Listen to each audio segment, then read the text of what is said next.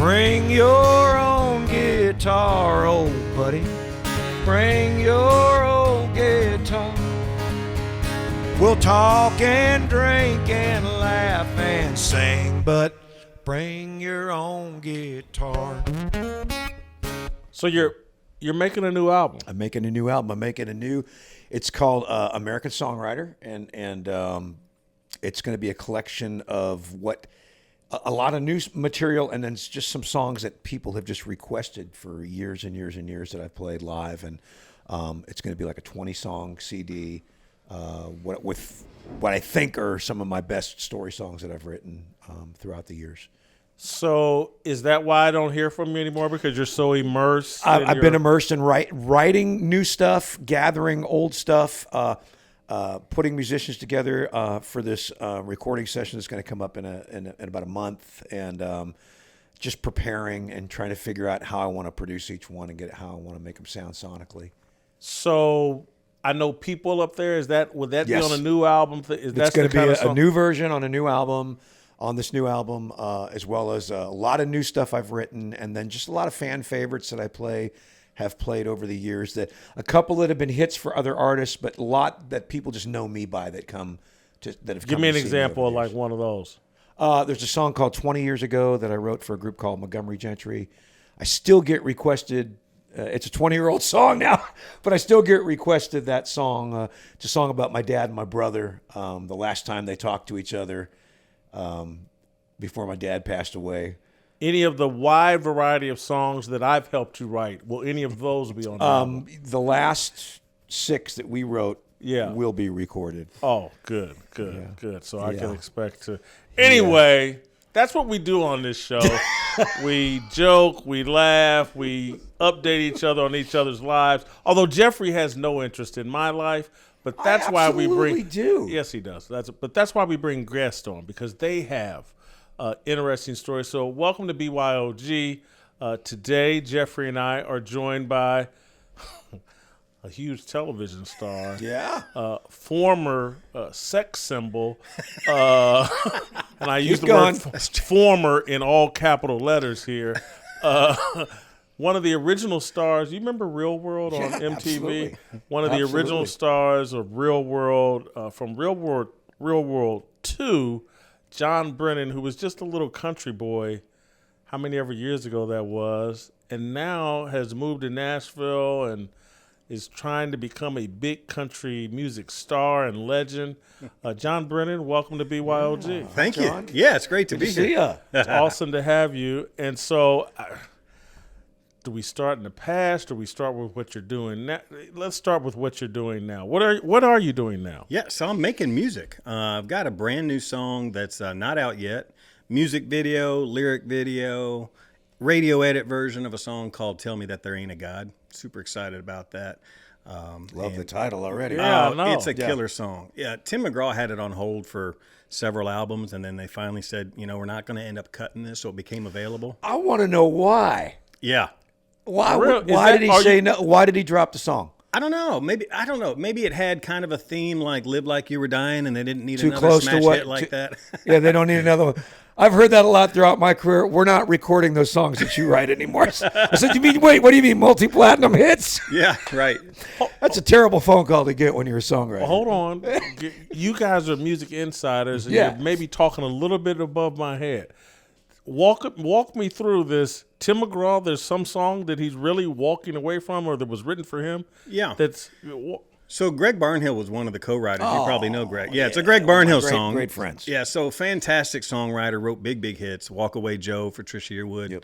Don Henley, written songs for Amy Grant and Vince Gill, House of Love. Written a lot of hits. Love, yeah. Like a Jeffrey Steele type magnificent songwriter. Okay, and so Tim McGraw got a hold of it and said, I love that song. Don't let anybody else cut it, which is what they do. Artists, they get the songs and they stack them up and they go, okay, well. And they tell you they want to hold it. Don't play it for anybody. Don't play it for any other artist. I'm going to record it. That's kind of your handshake. Yeah. And so that's guarantee that we're going to record your song. Is that just like looking at the lyrics and they say that? Or they hear your demo tape and they go, wow, I like this song. I really want to record it. So how long ago did Tim McGraw? I think several albums. He had it on hold nobody was listening to it. Nobody was touching it.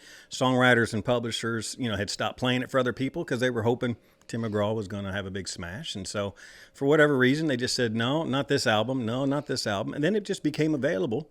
And one day my manager played it for me in his office and said, I want to play you a song that I think fits you. And when I heard the song, I thought that song was written for me to sing because I've had this conversation dozens of times. Yeah. It's about two men sitting on an airplane, and one, they're, being friendly, chatting it up, and the guy says, hey, man, there's no God.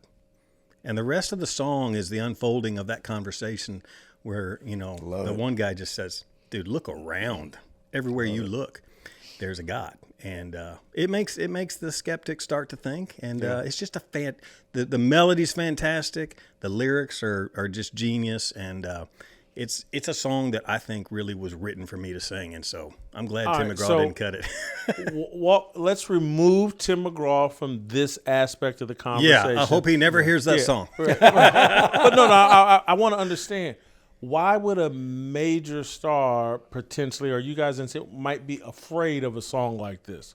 Well, and the one other thing is that you're left hanging on a nail as a songwriter because you've written the song and you've kind of committed to this artist, so you're not playing it for anybody else. You're kind of honoring. Paid, though? No, and you're honoring the ethic of it, which you know what I mean. Yeah. So when they go on and on and on, they don't record it. It's really frustrating. Check out the BYOG Bring Your Own Guitar YouTube channel and smash that subscribe button. Jeffrey Steele and I are teaming up to host musical guests for some wild interviews and performances you gotta see. Bring your own guitar. But to your question, which remind me of the question again. Is there a reason why a major star, and we're not talking about Tim McGraw, would be afraid or wouldn't want to do a song like that? It might sound, like you said, it might sound similar to another massive hit that he's had, or even another thing that he may have recorded. But on the other side of that, he recorded a song called Shotgun Rider on one of his records years ago, which was a second Shotgun Rider song title one of them was mine. And then he recorded another one. So it makes no sense sometimes what they do. They kind of dangle it. But it's usually that they don't want to be too close to maybe something else that they've had.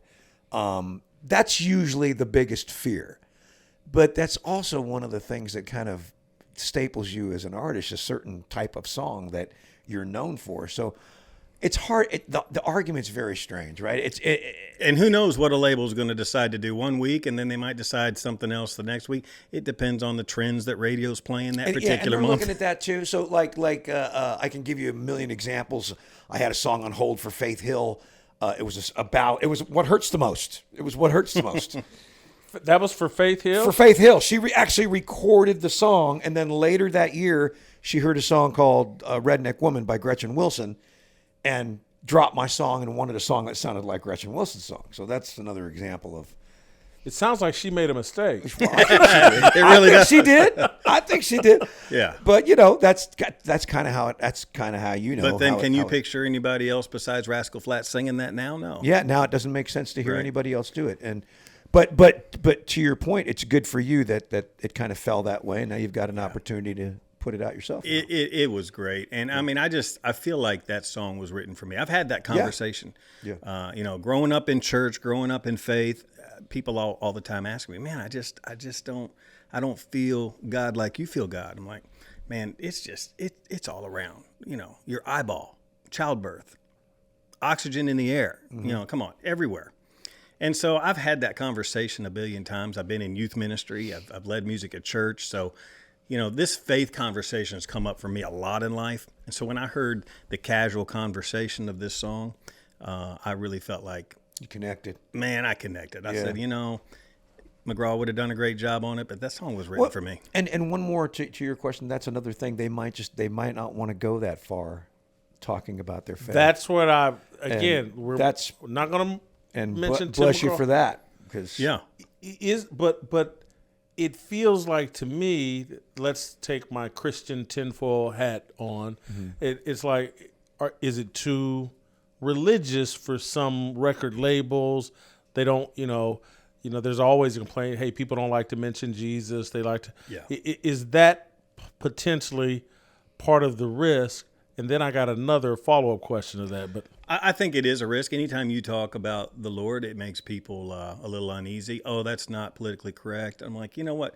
There are no rules on this planet anymore. We get, they're discussed. I mean, political correctness, talk about what you want to talk about. I mean, people like me, I think we got to start being bold and saying, hey, look, we're so offended by the other direction that we're having forced down our throat. Let's get a little faith talk in the conversation. And here would be the second part of my conversation. I know, and I apologize up front to the audience, and I know because you see these new country music fans like me, we become groupies for certain artists that are super popular. But and I have become a Morgan Wallen groupie. I'm just going to admit it. He keeps slipping little religious things into his songs, and I keep saying, I love it. Yeah. I mean, he's got this song Revelation that I've been listening to. It's like amazing, but I hear it all these little places. And so it seems like you can get so popular that you can kind of do what you want to do. Yeah. That's right. Anyway. Well, I haven't reached that level of popularity, but people remember me from, 32 years ago. Yes. When there was an 18-year-old kid. I do. Yeah. And, I had this cowboy hat on. It was the height of Garth Brooks and Alan Jackson, right? And so, and they cast me onto MTV Real World because I was a country music singer, 18 years old, from Kentucky, no one's ever heard of. Mm-hmm. So that was the storyline. They quickly realized, oh my goodness, like his roommate's having an abortion and he's going to talk about faith and he's going to talk, I brought in a lot of my upbringing right away. And then the story stopped being about this country singing kid from Kentucky. And TV Guide, you remember TV Guide? Yeah. Called me a prudish Bible-thumping Christian cowboy. And I thought, I think they mean to be offensive, but I'm actually a little flattered by that. Yeah. So, yeah. I mean, the storyline quickly changed. They expected faith conversations from me. And, the world kind of still does. All right.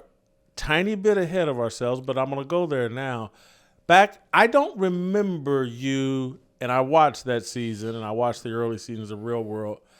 I think I went with their narrative and forgot that you wanted to be a country music singer. And so at 18, and that's 32 years ago, what's been going on the last 32? Have you cut records in the past or because you got some new music coming out now? Right. You brought anyway, what's been going on with your music? So much. There's so much that has happened. Immediately after the Real World, I left Los Angeles, came back to Nashville because they found me at Belmont. So I was at Belmont University halfway into my first semester of college. Left to do the Real World. Didn't even apply for it. That was another God thing. Well, yeah, hold on. You didn't apply. They found you. So 1992.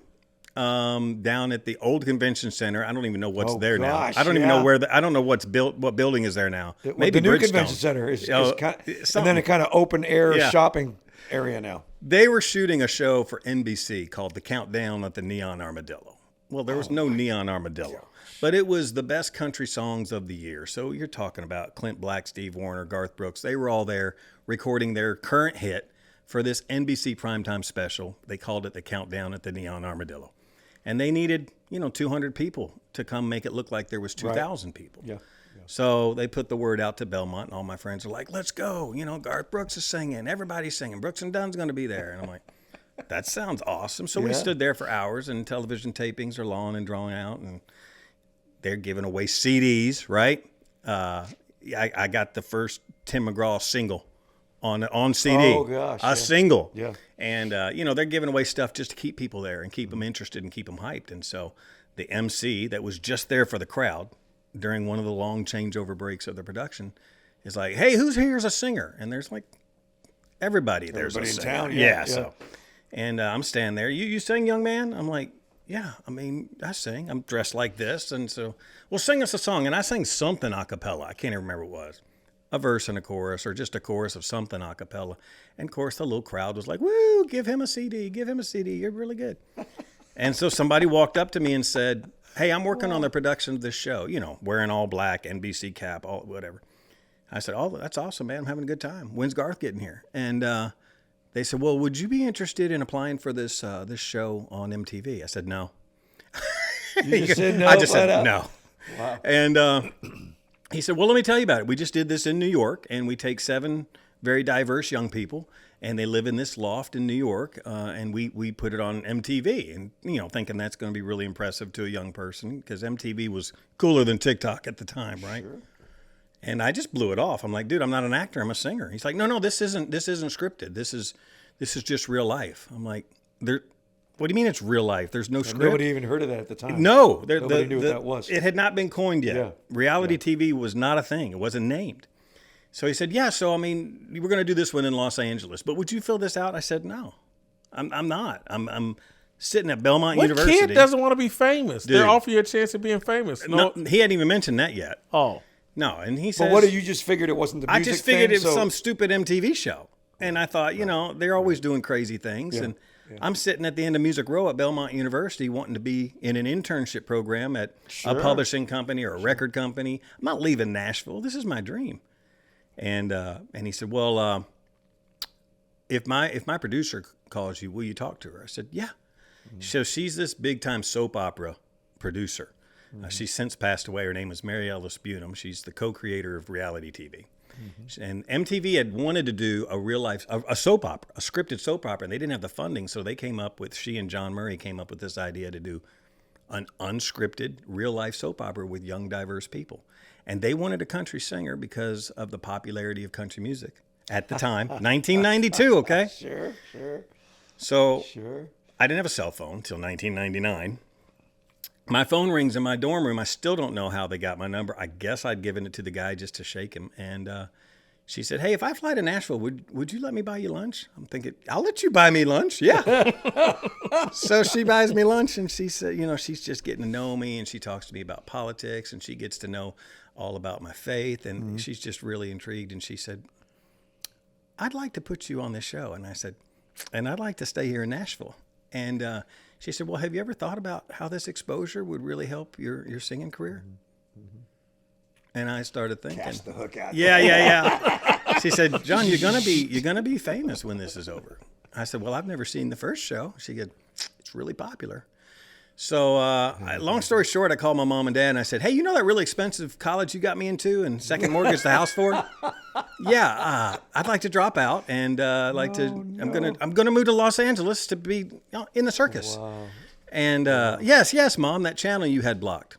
Dad, is Mom still there? Can you pick Mom up off? Hello. So but my mom and dad grew up without a lot of opportunities, so they saw it as an opportunity for me and gave me their blessing. And there I went to be on MTV in Los Angeles on a network that I had blocked in my house. Wow. So I got back to Nashville the day the first episode aired. Hold for a second. I want to go back to Yeah. What was it? How long were you in Los Angeles? Yeah. How long was that process? Did you enjoy that process as opposed to what you saw getting aired on TV? I mean, we didn't get to see what was being aired until it was over. Yes. Otherwise, we'd have gone crazy. But, I mean, a little side note, what they did is they flew 2 of my roommates to Nashville. They met on the curb at the Nashville airport and got in a Winnebago. And we drove to Los Angeles. And that 10-day trip of the 3 of us driving from my house in Owensboro, Kentucky to Los Angeles is what sparked the whole spinoff season, Road Rules. Wow. Yep. There you go. And so that's kind of crazy. There you go. And so 22 weeks in Los Angeles. And when I say Los Angeles. Did they film your drive or was it just? Oh, they filmed the drive. That was the first 2 episodes. That was the first episode. That's when they said, this is incredible. We need a whole nother show on this. Yeah. So Road Rules was, and then 22 weeks in a house in Venice Beach, California. So not just Los Angeles, but Venice Beach. I remember that. We're 30 feet from the sand on, where they filmed White Men Can't Jump, the famous basketball courts. Yeah. I'm walking on the boardwalk every day. And what they really didn't tell is all of my roommates, they weren't from Los Angeles, but they lived in Los Angeles. I was the only one that didn't have a car, another apartment to sneak away to, jobs, friends. They were 24 years old. I was 18 years old. It was just crazy. We had the first lesbian to ever be on television. Before Ellen, there was my roommate that was an open lesbian on TV. Huh. And, my roommate Tammy had Isn't an that abortion. an actor? A thespian, did you say? No, yeah, thespian. No, and Tammy ended up getting pregnant and having an abortion on television, documented on television. None of that stuff. I mean, they do that stuff now, but in 1992, Little they didn't precursors of the future. Yeah. They were planting seeds. They were planting seeds. And so I'm 18 years old. And they're thinking, this kid's gonna go off the rails. He's gonna start partying. He's gonna start, doing whatever. And I was pretty grounded. I mean, I'm pretty stubborn. And that's what I think they saw in me that they really wanted me is, number one, he's not interested in being on the show, so that makes him pretty authentic. Yeah. He's a little bit stubborn and set in his ways and thinks he knows everything, which I did and still kind of do, but I was pretty grounded in my faith and pretty grounded in Southern upbringing. And, mom and dad were in the picture. Mom and dad were home. We went to church every week. Right. I didn't cause a lot of chaos when I was growing up. I was a pretty good kid. And all that really came out on the Real World. And it stopped being about Jon's pursuit of country music. And it started being about, okay, well, what's straight-laced Jon going to think about Tammy's abortion? I bet you became that voice. Yeah. Sure. And I felt like, okay, they're setting me up. Because literally, I remember the day they pointed the camera at me during an interview and said, okay, Jon, what do you think about Tammy's decision to have an abortion? And I thought, oh, this is a total setup. Wow. And I just said, I love Tammy. That's my sister now. That's my roommate. That's my friend. And I don't support that decision. I'm against that decision. But I love her. And she's also going to need me to love her through this horrible thing she's going to go through. And that was not the answer they expected or wanted. They wanted, oh, here's that Christian Jon being a hateful jerk. And I didn't really feel that way, and I didn't give him that. But so was what they put on air? Yeah, was it accurate to what you actually experienced? It was. I get that question a lot, and not all of my roommates are very proud of everything that they said and did. And there were things I would love to go and take out. Sure. But by and large, I can say the times we looked good, it was accurate. And the times we looked bad was also accurate. I mean, they really showed they got the truth truth of it. Yeah. Now, that was the highlights. So they didn't show every single background clip they could have, but in a 22-minute episode, it was accurate. Huh. So how did that, it was you go thinking, hey, this is a good way to build publicity towards my singing career. Right. Did it help? Was that accurate? Well, that jury's still out. I don't know if I'll ever know the answer to that question because when I came back to Nashville, I literally went on a mission trip with my church to Puerto Rico. We hiked into a rainforest, and we got into a waterfall in the rainforest, okay? Stripped down to my bathing suit. Everybody's in their bathing suits. And I'm standing in a waterfall in a rainforest in Puerto Rico. And somebody up the hill goes, oh my God, it's the guy from the Real World. It's the cowboy from the Real World. And I'm going, this is not real life. Are you serious right now? And I realized right at that moment that I was extremely recognizable. Wow. And that stayed that way for about 10 years, to be honest, because there was times where they would show all 22 episodes back to back on MTV. They would start at 9 a.m. and they would show every episode. They called it a marathon. And every Saturday, I was on MTV, which was the thing to watch, all day long. And so there's a clip of Beavis and Butthead watching TV, and they show me with my cowboy hat and the Real World logo at the bottom. And this show sucks. And they changed the channel. Saturday Night Live spoofed us. They did a whole skit on the Real World. And David Spade played me, and Mike Myers played my roommate Dominic. And I mean, SNL is spoofing us. And then I don't know if you remember, they had the. I remember how they spoofed. Oh yeah. And then they did like Celebrity Deathmatch. You remember the little claymation? Oh yeah, that was my favorite. Like they had George Clinton against Hillary Clinton, and they had that was one of my favorite bits. Yeah, that was one of my favorite bits. So I was on Beavis and Butthead, SNL, and Celebrity Deathmatch. And you think about it, there was no YouTube to go to back then. No, it was. And MTV was the coolest network to watch. It was so cool. Right. What else did you watch Nothing. if you didn't watch? If you MTV? were a kid, nothing. Yeah. So I mean, I was really famous for the 90s. Yeah. And so I came back here, and Capitol Records signed me. I had a record deal. I was in Nashville? Here in Nashville. Yeah. I was opening for Alabama, George Jones, Garth Brooks' label, Tim right? McGraw, Garth was on that label. But I met Tim McGraw at the Longhorn down on Music Row, and I'm staring at him because I love him. And he wasn't famous yet. It was before Indian Outlaw, before Don't Take the Girl. But I liked his first album. Nobody had heard it. And so he walks in, I'm staring at him. And he, notices I'm staring at him. And this goes on for about 2 minutes. And finally he just goes, and I'm like, okay, he's probably going to be a jerk and say, quit looking at me, dude. And he said, hey, sit down for a minute. I said, okay. He said, can I ask you a question? I said, yeah. He said, did I see you on MTV? And I said, yes, you did. I have your album, and I'm a big fan. He goes, oh, you were the one. And so, the celebrities that watch the show is crazy. Oh, the show was massive. Yeah, I mean, everybody's watching. Kim Kardashian said, when I saw The Real World, I knew that's what I wanted to do. Yeah. So you're welcome, America. Yeah. You started it all. Yeah. And then the record label literally said this to me. I won't tell you his name, but literally said, hey, we don't know how to make a reality star into a country music star. And I said, I'm a country music singer. That's why I chose to be on The Real World in the first place. And we just don't know how to cross that bridge. We just don't know how to captivate on this for you. See, you needed to have the TikTok, social media. There was none of that. Didn't have none of that back then. Didn't even have MySpace. This then, is 1994, right? And there was no MySpace. Yeah, the internet was new. Yeah, the internet was new. Yeah, and so they signed Trace Adkins, and they dropped me off the label, and I can't listen to Honky Tonk Badonkadonk even to this day. Don't forget to check out and hit that subscribe button for the BYOG Bring Your Own Guitar YouTube channel. Jeffrey Steele and I are hosting awesome musical guests with one-of-a-kind interviews and performances. Trust me, you're going to love it. Bring your own guitar. What do they mean, though, by that? What do they mean, Jeff, when they... What? 1994, and they're saying they don't know how to make a so-and-so into a country music star? Well, it was pretty... The genres were pretty regimented in terms of what a country star was or what a rock and roll star was, what a TV star was, what a comic was.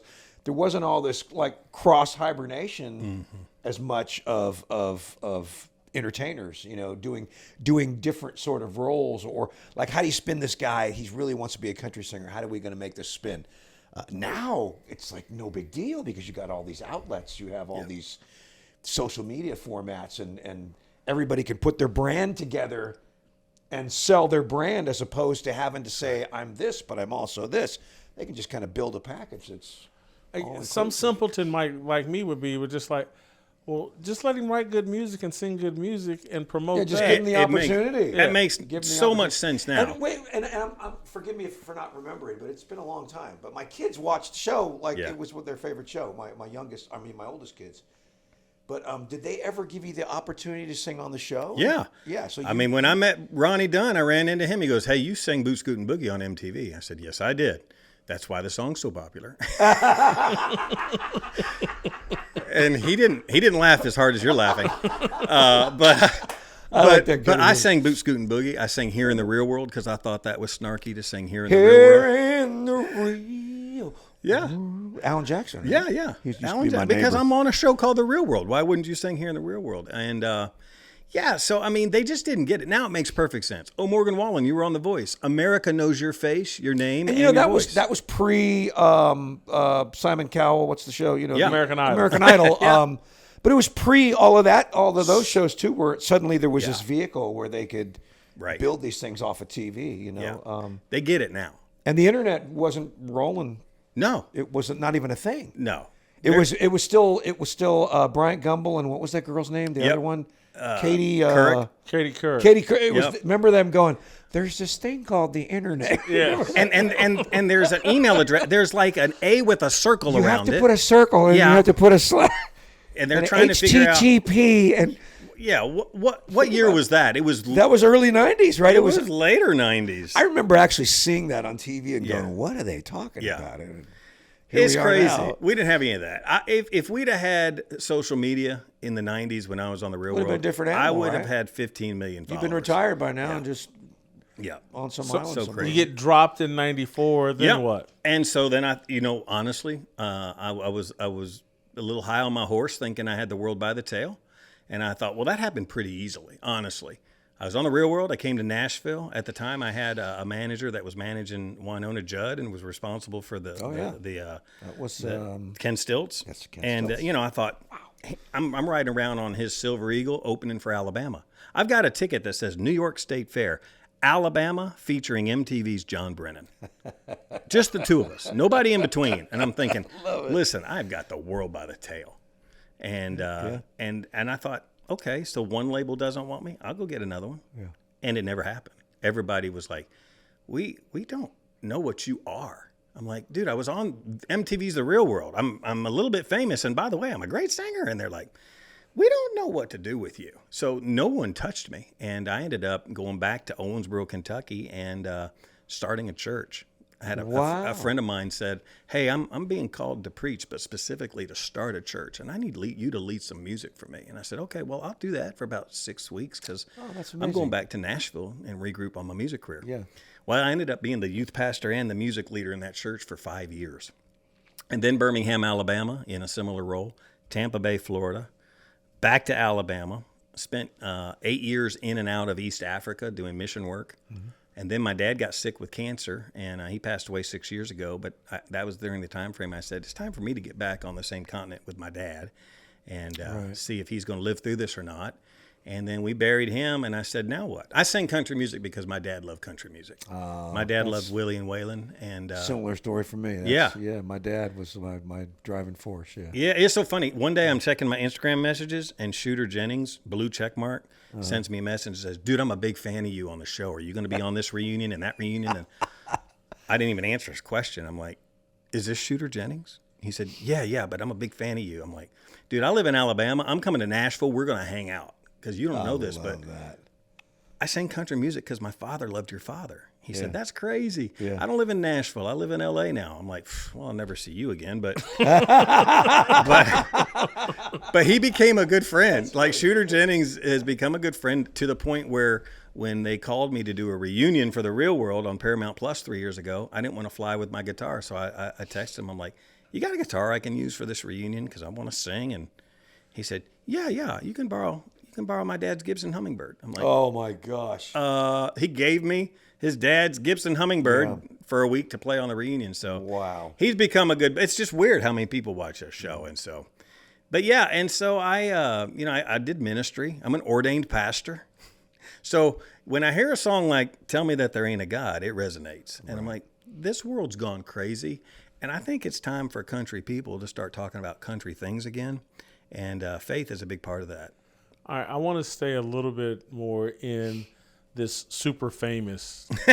Seriously, just because Jeffrey can relate, I can relate.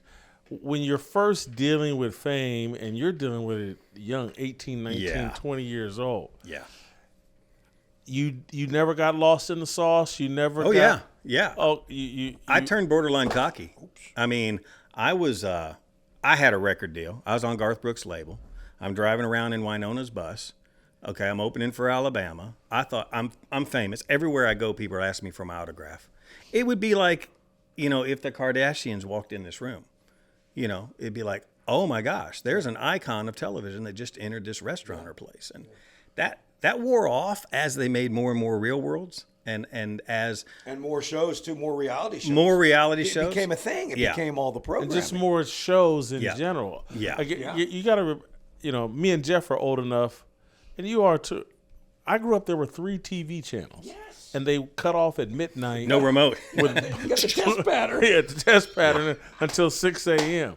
And even during the Real World days, there were still only, let's say, 8 networks that kind of really mattered. Yeah. Now we're at this time where every network has a hit TV show and there's just more and more celebrities. But you were a celebrity back when being a celebrity was far more significant. And so, again, I heard you say cocky and arrogant, but generally these stories involve liquor, drugs, strippers, and all that. That didn't hit you? That didn't. I'll tell you why. Okay? I'm about to get real churchy with you. Yeah. I got saved when I was 5 years old. 5 years old, my mom and dad took me to church. We were living in Phoenix because my father was an FBI agent. Mm-hmm. So my mom and dad, both from Louisville, Kentucky. I was born in Wisconsin. My sister born in Phoenix. We lived for 3 years in Baltimore and then back to Kentucky. So I say I'm from Kentucky because I went to high school there, but I've lived in 8 different states. Yeah. And so I remember being 5 years old in Phoenix, Arizona, going to children's church, when they take you out of big church and they let you color. Oh, yeah, sure. And somebody told me about the Lord. And I said, well, I want Jesus in my heart. You told me I could have Jesus in my heart. So my mom came to pick me up from big church. And I said, Mom, I want Jesus in my heart. And Mom said, well, Jonathan, you're a little young for that decision. And I must have thrown some kind of fit. Okay, so I got saved and baptized when I was 5. I don't remember what it was like to not believe in Christ. I don't remember what my mom and dad never had the conversation. Honey, you think we'll go to church tomorrow? I mean, if you didn't have strep throat or you weren't barfing, we were going to church. Yeah. And so that's who I was. I was really kind of stubborn in that upbringing and really grounded. And it wasn't my parents' faith, it was mine. And I had been discipled very well in that. And so, when that's why my parents were so comfortable saying, go to Los Angeles, be on MTV. Yeah. We believe in you. We know who you are. And I honestly never fell off the wagon like that. I even to this day, I don't drink alcohol. I don't like the taste. I also think it looks like urine, so I don't drink. I'm not tempted at all. I have other temptations, but it's not that. And so, yeah, I mean, I never really, I've never tried drugs. I don't want to like it. I don't want to try it. And, that people call that green and naive, but it's pretty good life not having that issue. Nothing wrong with it. No, it's great. I have friends that have those issues and they're like, man, I wish I had completely stayed away from that. But I was stubborn in those. And so by the time fame hit and I was getting to do things that I wanted to do, I'm a Big Boy Howdy fan. I'm opening for Diamond Rio. I'm doing these things and I'm thinking, any minute, I'm going to get another label snatch me up and captivate on this fame, and we're going to sell 1 million records, and then I'm going to be famous for what I want to do. And that just never happened until, I remember the day that I don't know if you remember Cyrus from the Boston show of The Real World. We became good friends, and he lives in L.A., and he called me. I actually talked to him on 9/11. It was the weirdest thing ever. But he called me, and he said, John, you're not going to believe what they're getting ready to do. I said, what? He said, they're putting people on an island, and whoever lasts the longest on this island gets $1 million. I'm like, really? That pales in comparison to the $6,000 we got for 22 weeks in Venice Beach. And so, I mean, there was no Survivor, and then came Big Brother, and all of these, Love Islands, all of these things.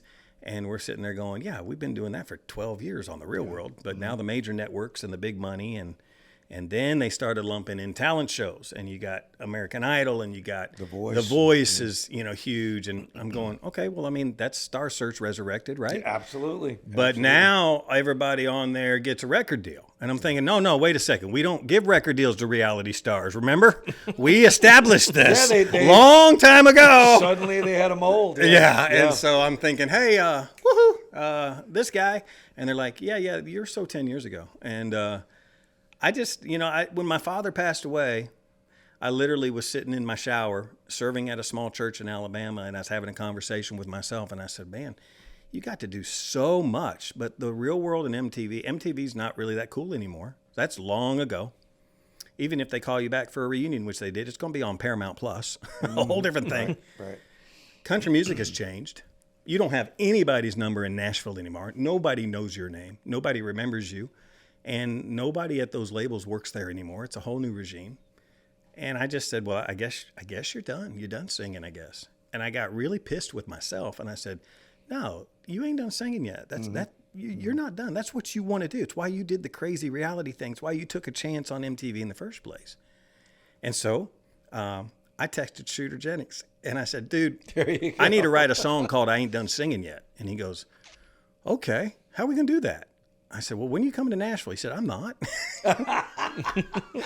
He said, but I got a friend that'll write a song with you. I said, really? He said, yeah. And he said, I'll get back to you. Called me back the next day. Okay, my friend Aaron's going to write this song with you. I said, great. Awesome. I didn't know Jeffrey Steele, but maybe I'll get to write a song with Jeffrey Steele one day. So I meet this guy. You probably know him. His name is Aaron Ratier. He's Yeah. from Danville, Kentucky. All right, so we hit it off. He brings his dog. We're playing guitar. I told him all about the idea for the song. And Shooter says, oh, yeah, by the way, Aaron's got a Grammy. I said, okay, awesome. Yeah. He said, yeah, he wrote a song with Lady Gaga for a movie called A Star is Born. I said, oh, really? So I was sitting there in Aaron's office, and there's a Grammy sitting up on his shelf. And so we wrote a song called I Ain't Done Singing Yet, and we put it out to radio, and I'm scratching and clawing to be back in the music business. So that brought you back, though. That was kind of your walk back into. Yep. I'm not done with this yet. I'm not done. Yeah. I mean, I deserve to keep on scratching and clawing. I've been here a long time. Absolutely. And I still enjoy it. I love country music. I love all things country. And you got a great story, too. It's a wild Part story. of the- well, it's part It's of the a deal. wild story. Yeah. How'd you start making it in country music? MTV?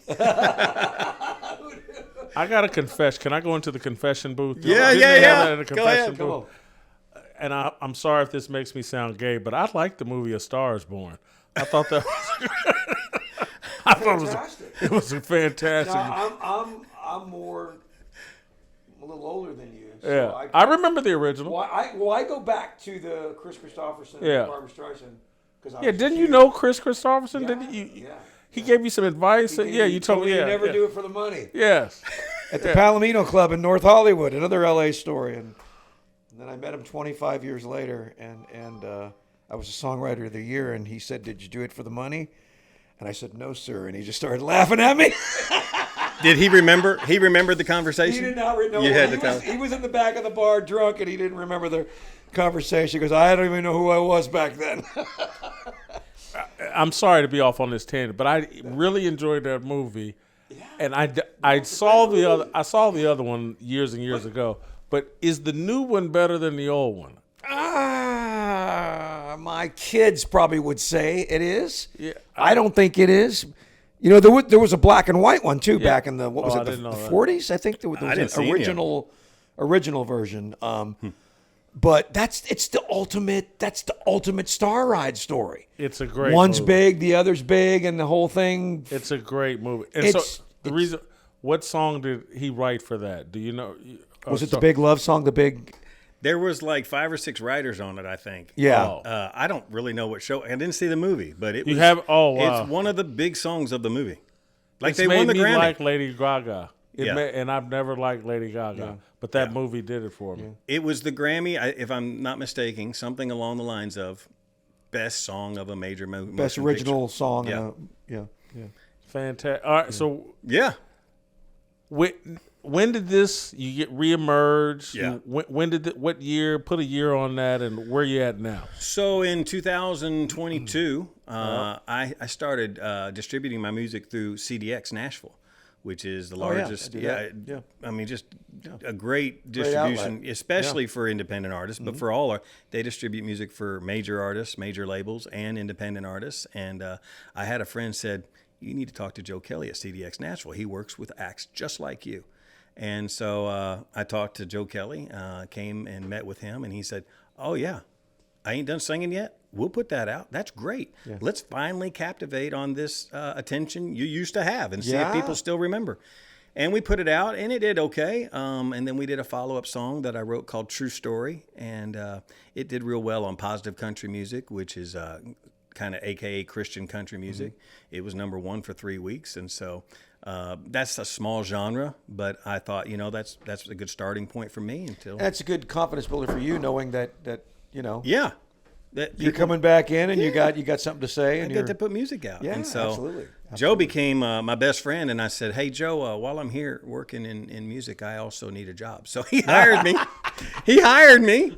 And so I'm doing radio promotion, and I'm a sales rep trying to help other artists to find out how, to put their music out too and get it out there. Because I mean, I didn't know how to put my song. I asked Shooter Jennings. I said, "Dude, I've got some songs, and I don't even know how to get it on Spotify." He said, "Oh, that's easy. We'll call one of these, anybody can put their music on Spotify." I didn't know where to start. When I was driving here today, I was talking to an artist that's written a great song, and I said, "Are you on BMI or ASCAP?" He goes, "Hey, can you tell me what that is?" And I thought, well, that's really important because you've written a great song that people are going to love. But I also remember being you and not knowing what BMI and ASCAP was. Sure. And so, it's a learning. It's relearning the business. The business has also changed so much. The music has changed. But, here I am trying to be a singer. Love it. And so this next single, this song from Tim McGraw, that you're hoping is going to be... Jason, it's a stop you in your tracks song. If you heard it driving down I-40, you would turn off the phone, you would get off the phone, you would crank it up and go, that song just hit me. Like, that song's making me think. And the melody's just beautiful.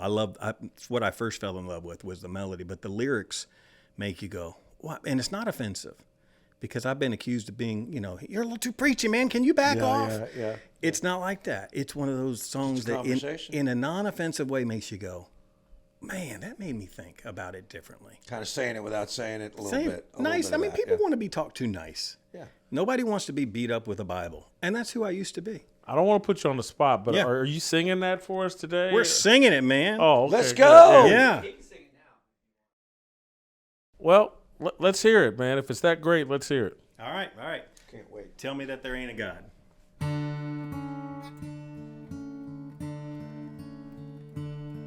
I was sitting next to a guy on a plane, flying back from L.A. We were having ourselves the usual conversation. When he saw my book and said out of the blue, he said, there ain't no God, and that's the truth. See, my sister died while my mom and dad were praying. And all this talk about Jesus saves and eternal life beyond the grave, well, to me, that's just a bunch of bad religion. And he said, I ain't never seen no miracles. And I said, yes, you have. There's a million in this world, like the way your heart beats in your chest. You take one breath and then the next, and this big blue ball spins in the sky. There's a reason that we all don't fly right off of it. And you can't see love, but you feel it. And the fact we're here at 30,000 feet, and we don't up and drop. Tell me that there ain't a God.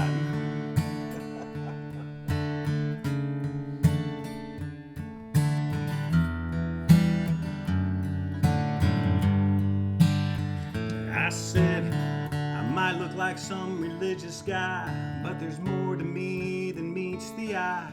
There's some things about me you ought to be knowing. You see, I battle with demons and I still fight, and I even almost took my own life, but someone saved me from the hell where I was going.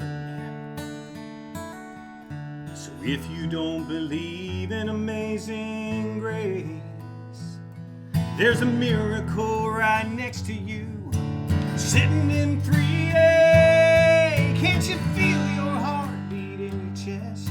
You take one breath and then the next, and this big blue ball spins in the sky. There's a reason that we all don't fly right off of it. And you can't see love, but you feel it. And the fact we're here at 30,000 feet, having this talk. Tell me that there ain't a God.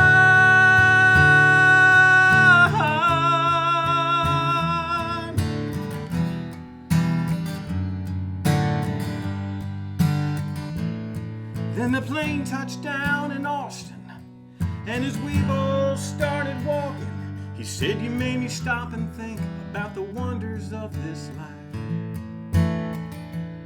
There's as many as the stars up in the sky, like the way your heart beats in your chest.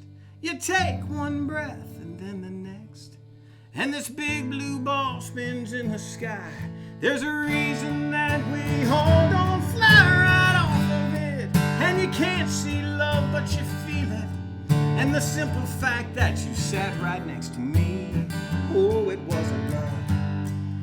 Tell me that there ain't a God.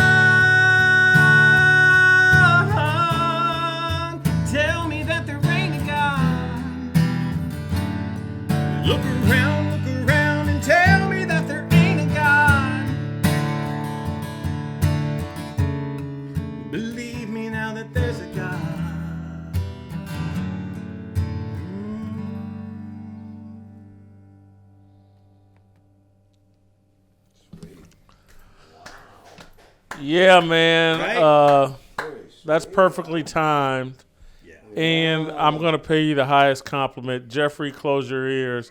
I don't want you to hear this. That's a Jeffrey Steele type song. It is. And I don't know if I could give you any higher praise.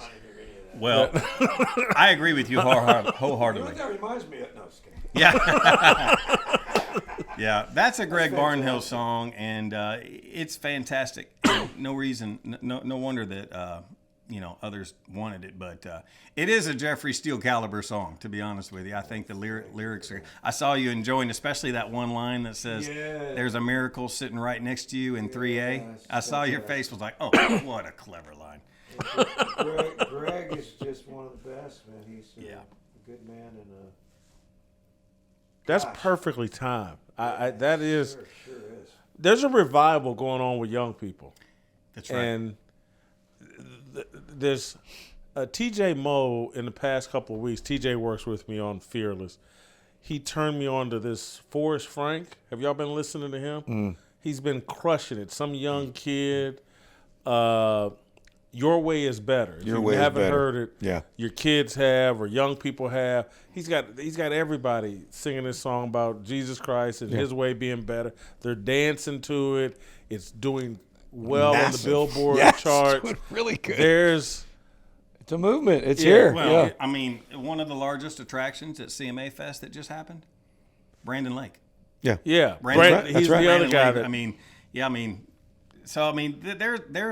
a need and this desire for truth, and the Lord is the truth. I mean, literally, that's His name. And so, I think there's this longing for how crazy this world's gotten, and people are open to conversations like this song, because nothing about that song was beating you up or offensive. It was just like, hey man, if you just pay attention a little bit, God's all around you, and we need Him real bad. Yeah. As the world gets crazier, it just becomes more and more clear. That's the one thing I enjoy about the wickedness. It's making people go, well, they couldn't be this wicked unless they were rebelling against the good. Absolutely. And it's going back to CMA Fest. I don't know if there's a picture floating around on social media. Has been. It's like these riots in L.A. and people burning. And then there's a picture of, I think Jelly Roll was on stage, and there was a big cross, CMA in the stadium, at the CMA Fest in the stadium. Yeah. And there's like, this is Nashville, this is L.A. And when I keep all these artists, from Jelly Roll to Morgan Wallen, everybody, and calling it riding a wave sounds negative, but I'd rather have them riding that wave and trying to tap into it's so beautiful than all of this other crap. Yeah, I was going to say too. I just think the more, and what we've seen the last 10 years of them just pushing this stuff on us, the more you push down the truth and the good. The great thing about the truth and the good is it just expands itself back out and comes up. It just comes back out of the ground. You can't stop it. You can't, and the more you try to squash it, the more it just finds its way back up. And I think that's part of what we're seeing culturally now. A lot of kids are going, man, I want something that feels like something real. Yeah. None of this stuff, all this scrolling, all this stuff that's not real. I want some real in my life. Jelly Roll's story is so good. Where was he it's raised? amazing. Antioch, Tennessee. Morgan Wallen, where was he raised? He's from East Tennessee, right? Yeah. I mean, I think that this country upbringing has roots of the goodness of God that the rest of the world real. doesn't necessarily get. And, and when you look at the nuts and bolts of country music is, hey, we're down home God-believing people. Yeah. And the world is taking notice of country music because they're starting to like the music, but then they're going, hey, what's this Southern charm thing that's got God in it that I Yeah. It's a real thing. And the moral to this whole conversation may be 1992, 93, 94, it wasn't the right time for you. Yeah. 2025 may be the right time for your music. Maybe. This is a song that hits me in my core. I didn't write it, but it's what I want to say to the world. Yeah. And it's the way I want to say it to the world. And I had one of my roommates on the Real World when we did a reunion 3 years ago, and we had this conversation. Man, have you ever thought about why you didn't make it in the 90s? I'm like, well, yeah, but I baptized about 300 people between then and now, so maybe that's part of the story. Yeah. I don't know. I don't know the bigger picture. Yeah, you can't second guess that stuff either. You're walking straight, and you're just going to the next thing, and that's what this whole thing's about. And everything you're doing is spilling off to other people and inspiring them too. And that's the biggest, most important thing of all of it, is that you're inspiring other people to do like-minded stuff. A quick Jelly Roll side note: he brought me into his jail program that he does. He goes in with the prisoners and writes songs with these kids that are on death row at 17 years old. And he brought me in this one day over by the stadium, by the juvenile center there where he served there. And he was nominated for Entertainer of the Year by the People's Choice Awards. And he was getting his award that night in L.A., and he stayed there all day with those kids. And I was there with them all day. And, and I was just going, this guy is the real deal. Yeah. And he's out. You're saying he's out there with that cross. He's the real deal. And keep pushing it, man, because they do want to hear it. Yeah. And it's up to us to just not be afraid to put it out there. Yeah. That's the biggest thing too. We're in a world now where they're trying to make us, be afraid to say it. We got this more than ever. We need to bring it and say it, and we need it. So bless you.